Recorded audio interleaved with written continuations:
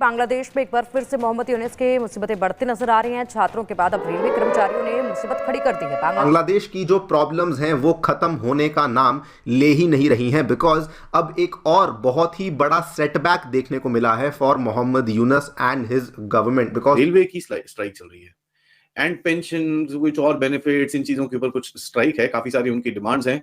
लेकिन बांग्लादेश की रेलवे इस टाइम पे स्टैंड स्टिल पे आ चुकी है। अब स्टैंड स्टिल पे यार कंट्री का रेलवे अगर आ जाए तो आपके पूरे कंट्री वैसे ही रुक जाता है। ऑयल के ऊपर काफी हद तक जो ड्राइविंग ऑयल, डीजल, पेट्रोल, इसके ऊपर काफी इफेक्ट पड़ा है। भारत की सुरक्षा के लिए जो सबसे बड़ा संकट, सबसे बड़ा खतरा है, इलीगल मुस्लिम इमिग्रेंट्स, उनका इंतजाम अब तेजी से आरंभ हो चुका है। Leaders discussed plans for Prime Minister Modi to visit the White House. The strength of the friendship and strategic ties between our nations. ये कहते हैं president Trump to prime minister Narendra Modi. Bangladesh की जो रेल यूनियन है उन्होंने एक नेशन वाइड स्ट्राइक को announce कर दिया है और ये भी कह दिया है कि अब बांग्लादेश में कोई भी जो ट्रेन है वो नहीं चलने वाली है। दो टांगों वाला जानवर मुनासिब तालीम, अच्छी तरबियत, अच्छे माहौल, मुस्बत माहौल के बगैर ये नामुमकिन है।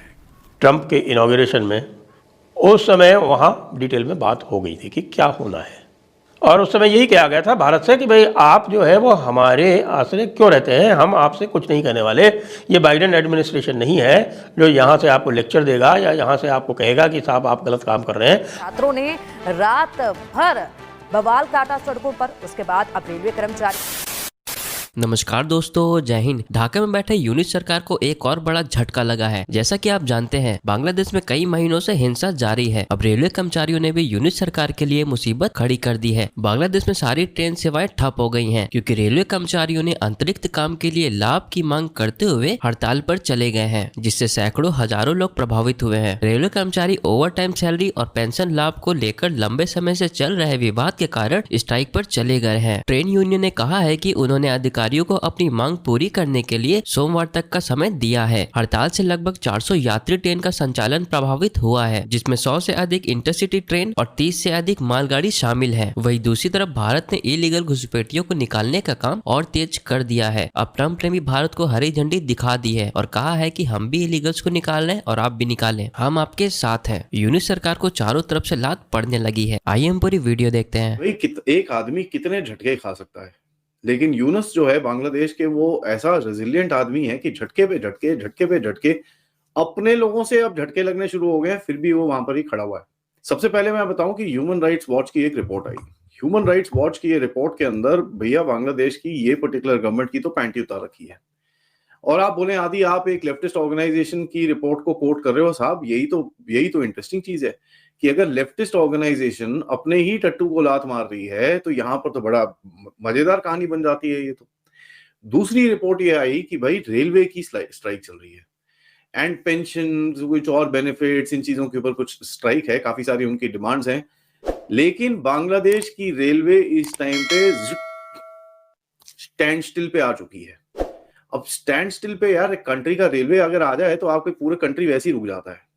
ऑयल के ऊपर काफी हद तक जो ड्राइविंग ऑयल, डीजल, पेट्रोल, इसके ऊपर काफी इफेक्ट पड़ा है, क्योंकि ये भी पता चला है कि जो ऑयल टैंकर्स हैं कई रीजन्स के अंदर, बांग्लादेश के अंदर, specially Dhaka and other eastern regions, जहां पर ऑयल टैंकर्स की यूनियंस ने स्ट्राइक कर रखी है। सो ऑयल वैसे भी पैरालाइज काफी हद तक, ये रिपोर्ट्स भी आ रही हैं कि कई पेट्रोल पंप्स के अंदर, specially towards the east of Bangladesh, वहां पर थोड़े से इश्यूज आने शुरू हो चुके हैं। So railway strike which is left hundreds and thousands of people stranded. ठीक है, हजारों लाखों में लोग खड़े हुए हैं रेलवे स्टेशन के ऊपर और सोच रहे हैं किस तरह जाएं, कैसे जाएं। और रेलवे अगर स्ट्राइक पे जाता है तो आपको समझ में आता है कि गुड्स एंड सर्विसेज की कम्युनिकेशन बंद हो जाती है, खाना पीना इधर से उधर जाना बंद हो जाता है, because the quantity that the railway can carry is much higher. ठीक है, ट्रक में आप कितना लेके जा सकते हो। So there is of course a huge issue that is coming here. But आते हैं ह्यूमन राइट्स की रिपोर्ट के ऊपर। ह्यूमन राइट्स की रिपोर्ट के अंदर बड़ा लंबी चौड़ी सी रिपोर्ट है और ये 27 जनवरी की निकली हुई रिपोर्ट है। उसके अंदर कहते हैं कि साहब ये जो जितने भी आप केस वेस फाइल करी जा रहे हो लेफ्ट, राइट एंड सेंटर, और जितने भी वेग केसेस आपने फाइल करे हैं ये बिल्कुल भी ठीक नहीं है और ये बिल्कुल भी अनलॉफुल है, ठीक है। और दूसरी चीज उन्होंने बोला है कि भाई आपने काफी सारे डिटेंशन सेंटर्स खोल के रखे हुए हैं जहां पर काफी आपके पॉलिटिकल ओपोनेंट्स को आपने बंद करके रखा हुआ है, इन सबको रिलीज करना चाहिए। उसके बाद बोलते हैं कि भाई there are credible allegations and evidence of violent attacks against Hindus and other minorities. तो यहाँ पर अच्छा है कि कुछ दिखता है कि कहीं ना कहीं पीछे कुछ बात हुई है, क्योंकि आप देखिएगा बीबीसी ने भी एक इंटरेस्टिंग सी डॉक्यूमेंट्री करी थी इसके ऊपर कि साहब हिंदुओं के साथ या बांग्लादेश में हो क्या रहा है। उसके बाद रिपोर्ट में बोला गया कि ये जो आप स्टेप्स ले रहे हो to investigate the previous regime, ये तो आप एक विच हंट कर रहे हो और ये वही चीज करते थे जो जिसके लिए आप प्रीवियस रिजीम को आप लोग गाली देते थे। और यह लिखा हुआ है पूरा रिपोर्ट के अंदर कि भैया प्रीवियस रिजीम को जो आप गाली देते थे यही चीज करने के लिए अब आप ही वही चीज कर रहे हो, तो कोई फायदा नहीं है उसका। उसके बाद ये रिपोर्ट में लिखा गया है कि भाई fire arms were being used without regulations, आप तो कहीं पे भी किसी को भी गोली मार के आ जाते हो। एक्स्ट्रा जुडिशियल किलिंग्स हुई हैं और ये रिपोर्ट के अंदर लिखा है बड़ा क्लियरली। उसके बाद कहता है भाई इंटरिम गवर्नमेंट आपके पास 1 साल है मैक्सिमम, उसके बाद आप नहीं कर पाओगे कुछ भी। Very clearly written. तो अगस्त मतलब इस अगस्त तक आपके पास टाइम है साहब। ये इसके अपने जो बैकर्स हैं उनकी ऑर्गेनाइजेशन ये इसको बोल रही है भाई साहब आपके पास 1 साल है।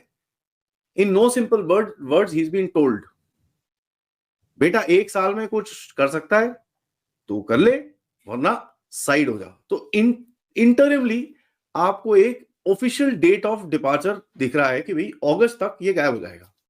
मेरे को लगता नहीं है he won't last for that long, but अगस्त तक ये गायब होने के पक्के क्लियर चांसेस है, क्योंकि देयर सेइंग भैया इसके बाद स्टोरी इज ओवर।